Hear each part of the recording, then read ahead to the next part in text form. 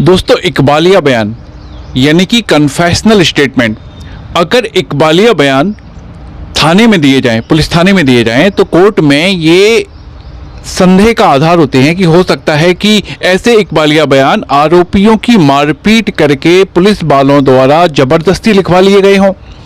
लेकिन अगर ऐसे ही इकबालिया बयान, अगर ऐसे ही कन्फेशनल स्टेटमेंट मजिस्ट्रेट के समक्ष दिए जाएं, तो उनकी क्या वैलिडिटी होगी?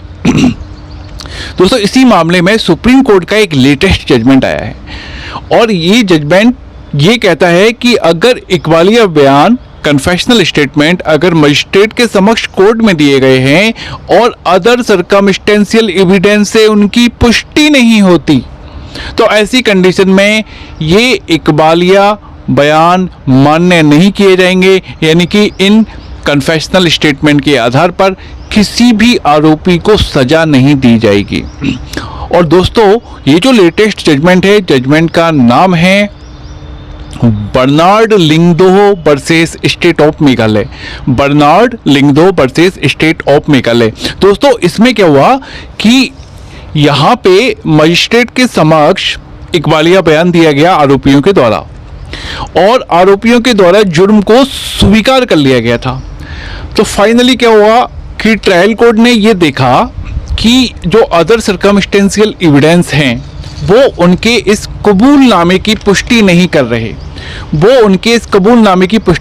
रहे, तो इस आधार पे सभी आरोपियों को ट्रायल कोर्ट ने बरी कर दिया। मामला पहुंचता है हाई कोर्ट ट्रायल कोर्ट के आदेश को रिवर्स कर देता है, तो मामला जाता है सुप्रीम कोर्ट जब इसकी एनालिसिस करता है, इसकी स्टडी करता है, तो वो ये पाता है कि जो ट्रायल कोर्ट का जो आदेश था वो बिल्कुल सही था। वो हाई कोर्ट के आदेश को रिवर्स कर देता है और ट्रायल कोर्ट के आदेश को वापस बहाल कर देता है, यानी कि सभी आरोपियों को बरी कर देता है। अब दोस्तों, इसमें होता क्या है, जहां पे डाउट आया वो डाउट वाले पॉइंट क्या थे? तो इसमें दो आरोपी थे, A1 और A2, और एक था मृतक, यानी कि 3 लोग थे।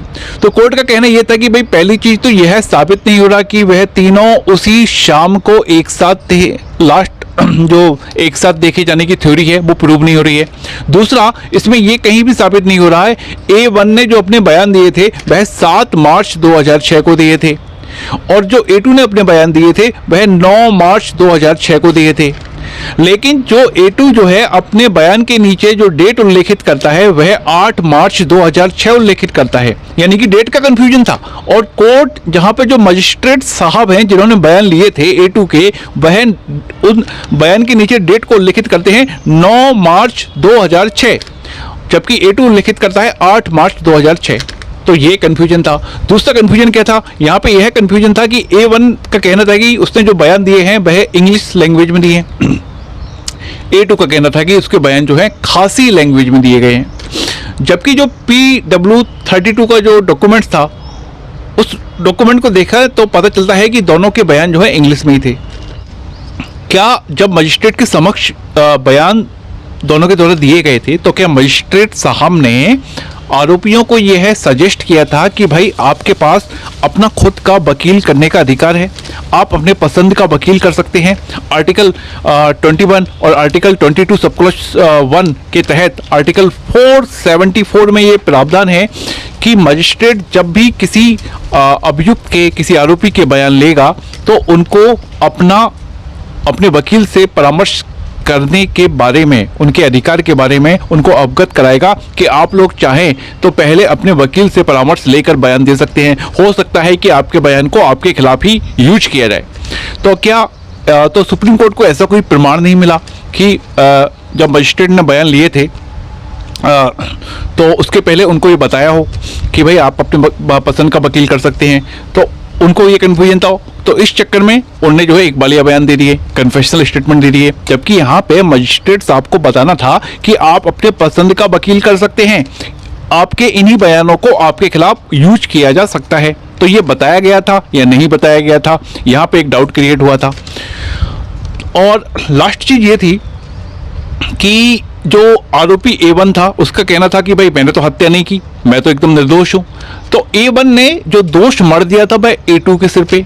A1 ने बोला कि जो हत्या की वो A2 ने की थी।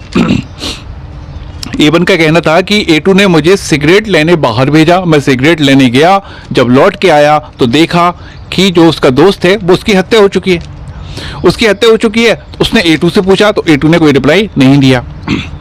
जबकि A2 ने जो अपना कन्फेशनल स्टेटमेंट लिखा उसमें लिखा कि मृतक जो था उसने मेरी गोद में दम तोड़ा, उसने मेरी गोद में ही उसकी जो है दम तोड़ा था।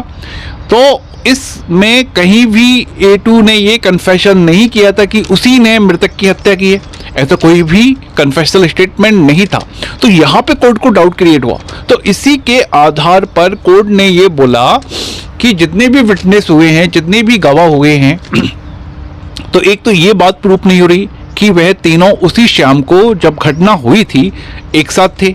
इसमें कंफ्यूजन है क्योंकि सबके अलग अलग स्टेटमेंट हैं।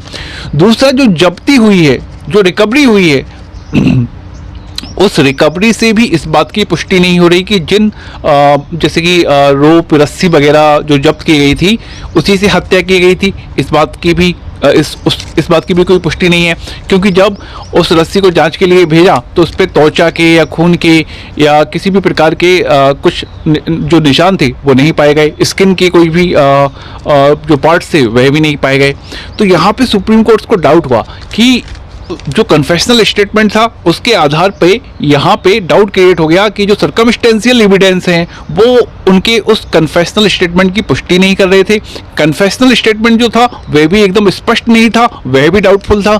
तो ऐसी कंडीशन में Bernard Lyngdoh versus state of Meghalaya के केस में सुप्रीम कोर्ट ने हाई कोर्ट के आदेश को रिवर्स कर दिया और जो ट्रायल कोर्ट का आदेश था उसी को बाहर रखा और सभी आरोपियों को बरी कर दिया। तो कन्फेशनल स्टेटमेंट देने के बाद भी ये जरूरी नहीं कि आपको सजा हो जाए, जब तक कि ऐसे कोई सबूत ना मिले आपके कन्फेशनल स्टेटमेंट को सपोर्ट करने वाले।